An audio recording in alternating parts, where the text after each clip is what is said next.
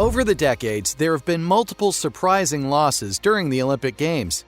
At times when you're certain you'll know who the final victory will go to, the Games still manage to surprise us every now and again. But sometimes, the loss or disqualification of athletes can be completely heartbreaking for the viewers at home.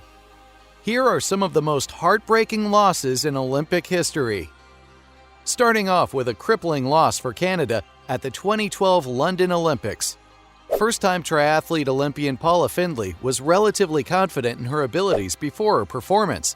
Despite a few factors working against her, such as a bad hip and only 2 months of practice, she was ready and confident. While she did succeed in making a performance that Canada, and the world for that matter, would remember, it wasn't for a very positive reason. It seems that Findlay must have really underestimated her unpreparedness because her performance was nowhere near top quality. When the race was approaching its end, she trailed the winner Nicola Spirig from Switzerland by over 12 minutes, meaning she eventually finished last.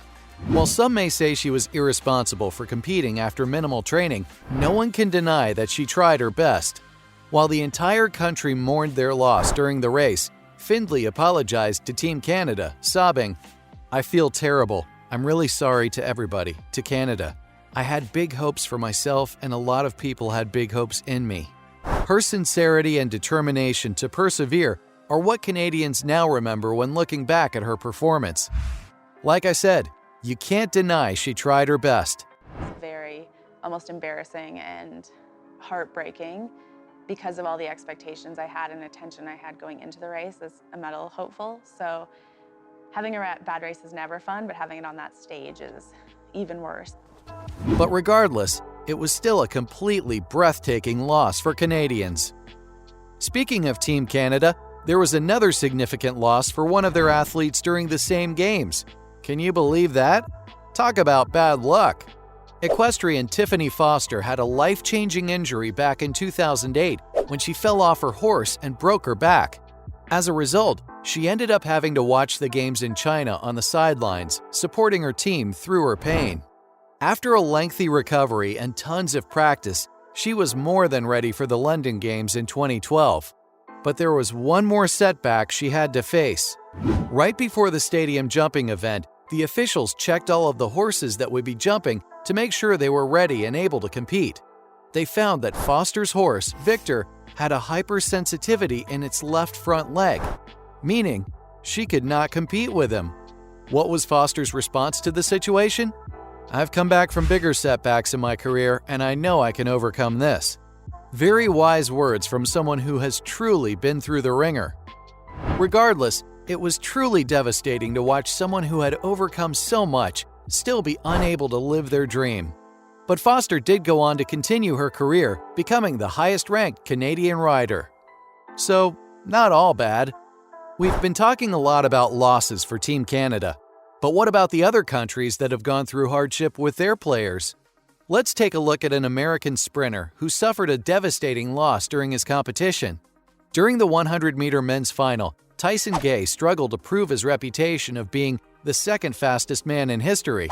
He eventually finished fourth, finishing behind huge names like Usain Bolt, Johan Blake of Jamaica, and his fellow American Justin Gatlin. So, what was so soul-crushing about this specific loss? Well, when looking at the times, Gay only failed to medal by a mere 1/100th of a second. With tears in his eyes, he walked off. The cherry on top of this horrible Sunday was that this was one of his first times competing since his recent hip surgery. His entire country, as well as viewers from all over the world, sympathized with his loss. I think possibly the saddest part of this situation is that he lost by just a small fraction of a second. Truly legendary, but not in a good way. Now on to yet another devastating failure during the 2012 London Games. Possibly one of the biggest surprises of the gymnastics competition that year was that American Jordan Weber failed to qualify for the all-around final. This was especially surprising because she had previously won gold at the last World Championships. Everyone was expecting her to qualify, and the fact that she didn't left a lot of fans disappointed. But that didn't stop her from finishing the competition with confidence. Only 2 days after her failure, she helped the U.S. team win gold in the team gymnastics event, which also happened to be the first team gold for their country since 1996. Moving on to another unexpected loss that had everyone watching on the edge of their seats. Back in 2012, Shin Lam, a fencer from South Korea, had a bit of a stressful start to her Olympic performances. During the fencing semifinals, she was up against German fencer Britta Heidemann, and you would never expect what came next. During this specific round, an Olympic volunteer incorrectly restarted the clock, which gave Shin's opponent the upper hand, which was obviously helpful for Heidemann because she went on to win the match.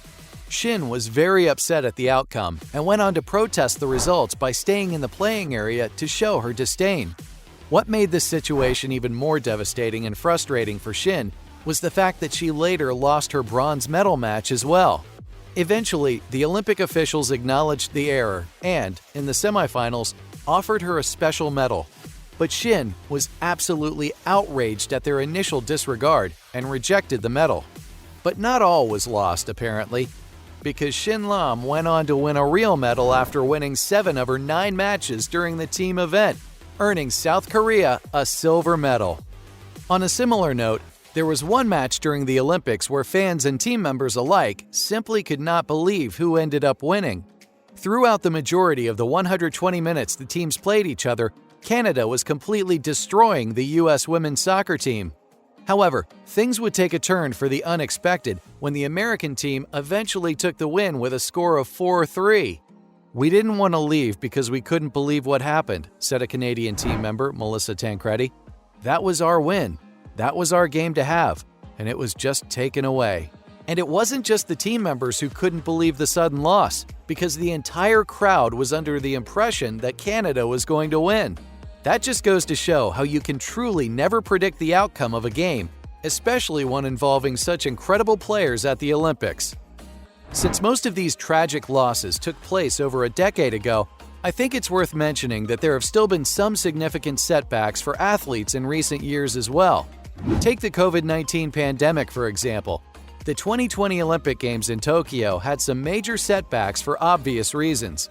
Once the Games were finally allowed to begin safely, dozens and dozens of athletes who had been training their whole lives for this were not allowed to perform due to confirmed tests, close contact, etc.